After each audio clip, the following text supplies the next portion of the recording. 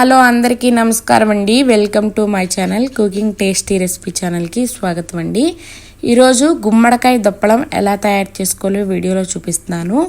వీడియోని చివరి వరకు స్కిప్ చేయకుండా చూడండి. 2 లేదా 3 స్పూన్ల ఆయిల్ అనేది హీట్ చేసుకుని 1 స్పూన్ పోపు దినుసులు అనేవి యాడ్ చేసుకోవాలి. ఈ విధంగా పోపు దినుసులు అనేవి యాడ్ చేసుకున్న తర్వాత అవి లైట్గా ఫ్రై అయిన తర్వాత 4 లేదా 5 పచ్చిమిర్చి అనేవి యాడ్ చేసుకోవాలి. 1-2 ఎండుమిర్చి ముక్కలు అనేవి యాడ్ చేసుకోవాలి. కట్ చేసి పెట్టుకున్న పెద్ద ఆనియన్స్ అనేవి 1-2 ఈ విధంగా 1 కప్పు తరిగి పెట్టుకున్నానండి. ఆనియన్స్ ఎక్కువ వేయడం వల్ల పులుసు అనేది దగ్గరగాను బాగుంటుంది. ఈ విధంగా ఆనియన్స్ యాడ్ చేసి మరొకసారి కలిపి పెట్టుకొని 5 నిమిషాల పాటు మూత పెట్టుకొని ఫ్రై చేసుకోవాలండి. ఆనియన్స్ అనేవి లైట్ పింక్ కలర్ వరకు చేంజ్ అయితే సరిపోతుందండి. చూసారు కదా, ఈ విధంగా కలర్ అనేది చేంజ్ అయ్యే వరకు మగ్గించుకోవాలన్నమాట ఆనియన్స్ అనేవి. ఈ విధంగా మగ్గిన ఆనియన్స్లోకి 2-3 రెమ్మల కరివేపాకు అనేది యాడ్ చేసుకోవాలి. పాకు అనేది యాడ్ చేసుకున్న తర్వాత 1/2 స్పూన్ పసుపు అనేది కూడా యాడ్ చేసుకోవాలి. ఈ 1/2 స్పూన్ పసుపు అనేది కూడా పచ్చివాసన పోయేంత వరకు లైట్గా ఫ్రై చేసుకొని 1/2 స్పూన్ మెంతి పసుపు అనేది కూడా యాడ్ చేసుకోవాలి.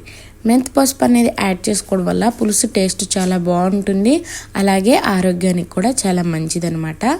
ఈ విధంగా అంతా కలుపుకొని ఆనియన్స్ అనేవి మగ్గించుకోవాలి. ఎంతో టేస్ట్గాను కాంబినేషన్ ముద్దపప్పుతో గుమ్మడికాయ దప్పలం అనేది చాలా బాగుంటుందండి. అలాగే 1 నిమ్మకాయ సైజ్ అంత చింతపండు అనేది వేడి నీళ్ళలో నానబెట్టుకొని నేను పులుసు తీసి పక్కన పెట్టుకున్నానండి. ఆనియన్స్ అనేవి మగ్గిపోయాయి కదా, ఇప్పుడు ఆనియన్స్ అనేవి మగ్గిపోయాయి కదండి. నేను గుమ్మడికాయని ముందుగానే పీస్ తీసి గింజలు తీసి ముక్కలు కట్ చేసుకొని పెట్టుకున్నానండి.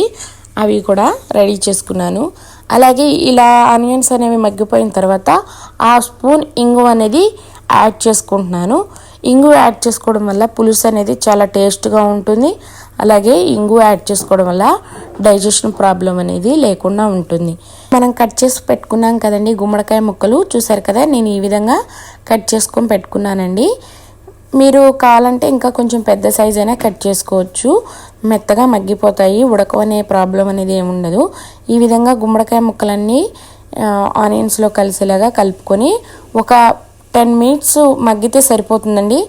ఎక్కువగా మగ్గాల్సిన అవసరం లేదు, త్వరగానే మగ్గిపోతాయి మంచి గుమ్మడికాయ ముక్కలు అనేవి.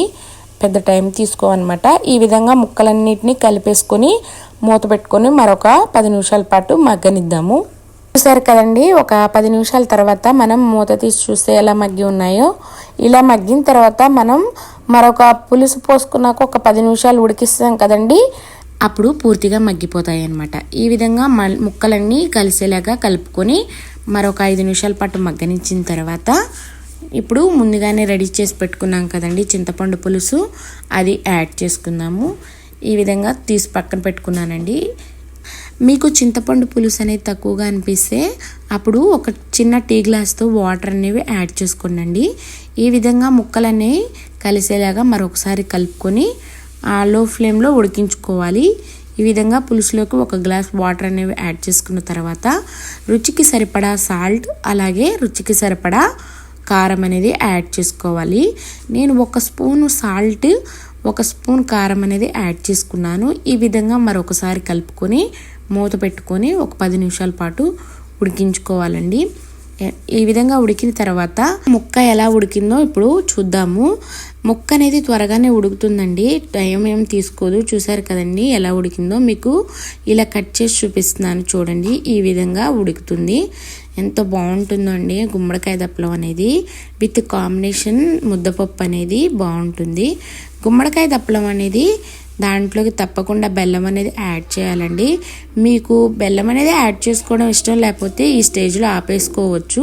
నేను బెల్లం అనేది యాడ్ చేసిన తర్వాత మరొక 2 నిమిషాలు ఈ విధంగా ఉడికించుకున్న తర్వాత మూత పెట్టుకొని 2 నిమిషాలు ఉడికించుకున్నానండి. ఎంతో టేస్టీగా సింపుల్గా గుమ్మడికాయ దప్పలం అనేది ఈ విధంగా తయారు చేసుకోవచ్చు. మీకు మాత్రం ఈ వీడియో నచ్చినట్టయితే తప్పకుండా లైక్ చేసి సబ్స్క్రైబ్ చేసుకుంటారని అనుకుంటున్నాను. నా ఛానల్ నేమ్ వచ్చి కుకింగ్ టేస్టీ రెసిపీ ఛానల్ అండి. మీరు కూడా ట్రై చేసి ఎలా వచ్చిందో నాకు కామెంట్ రూపంలో తెలపండి.